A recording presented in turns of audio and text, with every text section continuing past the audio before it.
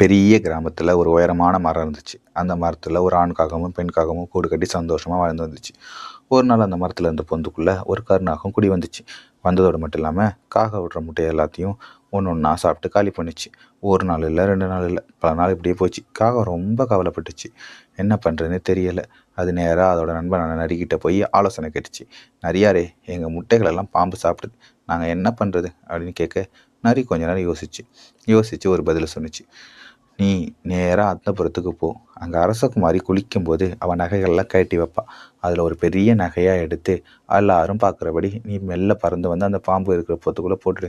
அதுக்கப்புறம் என்ன நடக்குதுன்னு பாரு அப்படின்னு சொல்ல, காகமும் கொஞ்சம் உடனே பறந்து போய் அரசகுமாரி குளிக்கும்போது எடுத்து வச்ச நகையிலே ஒரு பெரிய முத்து மாலை இருந்துச்சு. அந்த முத்து மாலையை கொத்தி எடுத்து பறந்துச்சு. அதுவும் எல்லாரும் பார்க்குறபடி பறந்துச்சு. சேவகி உடனே கத்துனா. அப்போ உடனே சேவகர்கள் ஓடி வந்தாங்க.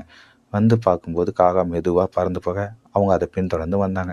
அது நேராக கொண்டு போய் அந்த பாம்பு இருந்த பொந்துக்குள்ளே அந்த முத்து மாலையை போட்டுடுச்சு.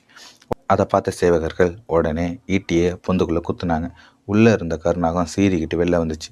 அடுத்த நிமிஷமே சேவகர்கள் அந்த பாம்பை அடித்து அந்த இடத்த விட்டு துரத்திட்டாங்க. பாம்பின் தொல்லை முடிஞ்சது. காக்க தம்பதிகள் சந்தோஷமாக வாழ்ந்தாங்க.